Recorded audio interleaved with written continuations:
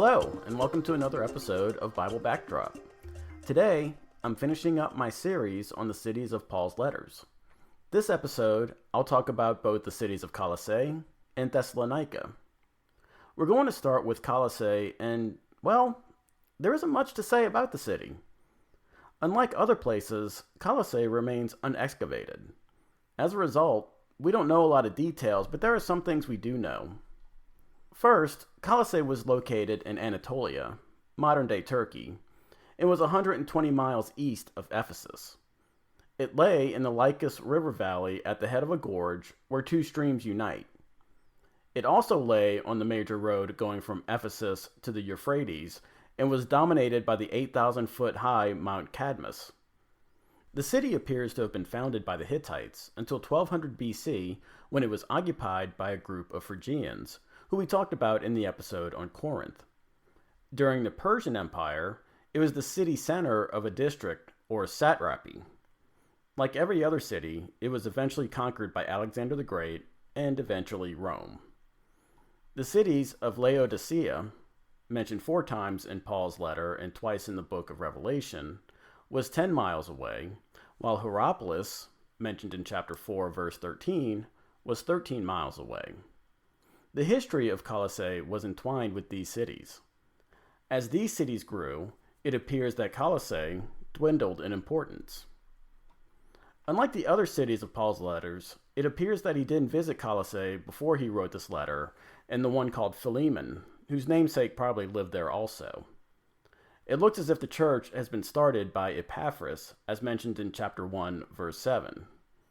We know nothing else about him besides what is in the letter.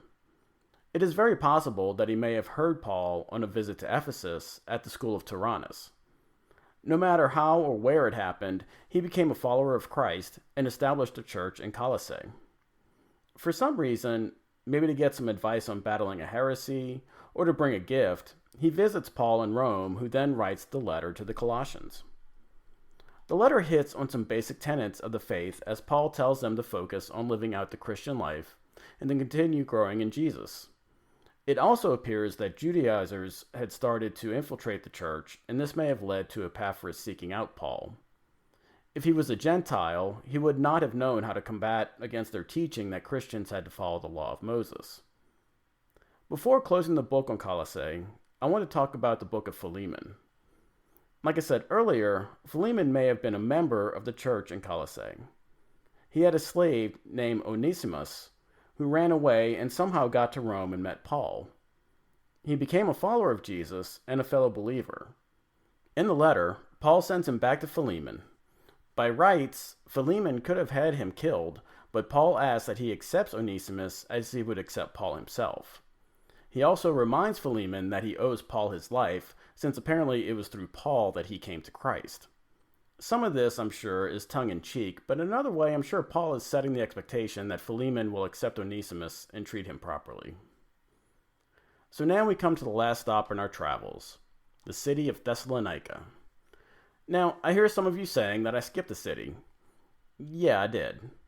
But the history of the city of Rome is a podcast in and of itself. Not an episode, a full podcast. If you want to learn more about the city of Rome, there are hundreds of documentaries and podcasts out there to guide you. Instead, we're going on to Thessalonica, which is located in Macedonia about 100 miles from Philippi. Thessalonica is a large port city on the northernmost point of the Thermaic Gulf, also known as the Gulf of Salonika. It appears to have been established in 315 BC by the Macedonian king Cassander, son of Antipater, who enlarged the settlement already there and strengthened it. He then renamed it Thessalonica after his wife, who was the daughter of Philip II and a half-sister of Alexander the Great. Later, in 168 BC, the Macedon king Perseus fought the Romans in the Battle of Pydna during the Third Macedonian War. Thessalonica became populous and wealthy during this time, as it was the headquarters for the Macedonian navy during the war. Afterwards, Rome divided the territory into 4 districts, and the city became the capital of the 2nd district. Later, in 146 BC, Rome reorganized the districts into the province of Macedonia. Thessalonica served as the seat of the governor and, for all intents and purposes, was the capital of the province. Later, in the civil war between Caesar and Pompey, the city sided with Pompey and became one of his chief bases. 6 years later, it sided with Antony and Octavian in the war ending the Roman Republic I talked about in the episode on Philippi. Because of this, Thessalonica was declared a free city, meaning it had a degree of self-autonomy and may have been exempt from taxes. Several writers and poets of the time talk about how the city was the most populous and important town in Macedonia.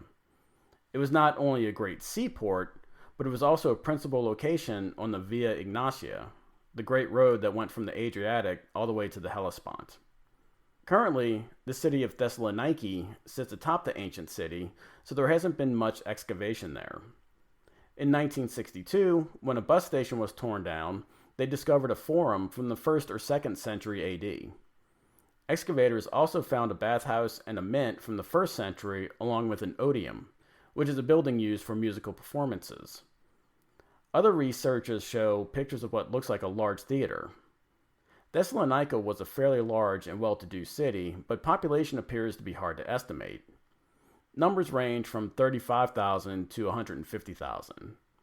It probably had close to 50,000 full-time residents, but since it was such an important place for commerce, there could have been almost double that number in the city at any one time. The population was mostly made up of Greeks, but there was a significant amount of Romans. There was also a substantial Jewish population in the city, with an established synagogue. We see Paul and Silas come to Thessalonica in Acts 17 after he has departed Philippi.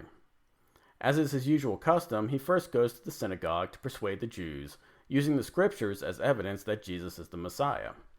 He did this for 3 Sabbaths, and a number of Jews, God-fearing Gentiles, and some of the leading women of the city became followers of Jesus.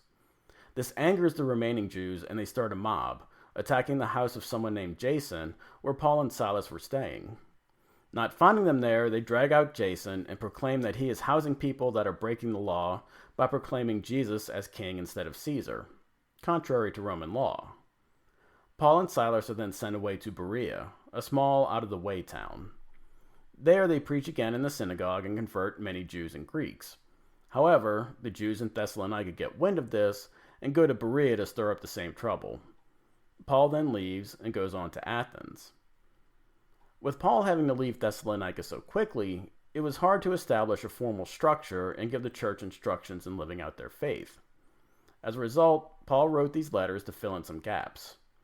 I read a post one time that it seems like Paul had 2 types of letters to his churches. The first was, "You're doing good, here are some instructions, stay away from heresies, and keep the faith." The second one was, "Can you clowns not act right for 5 minutes?" Think Corinthians and Galatians.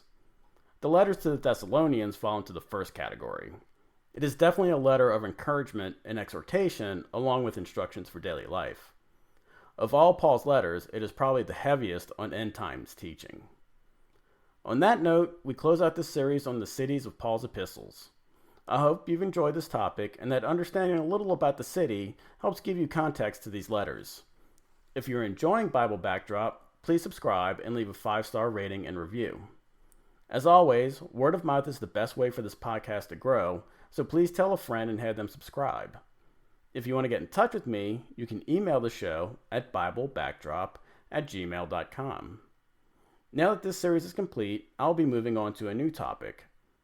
I have a good list going, but if you have a topic that you would like to hear, please email me and I'll take a look at it.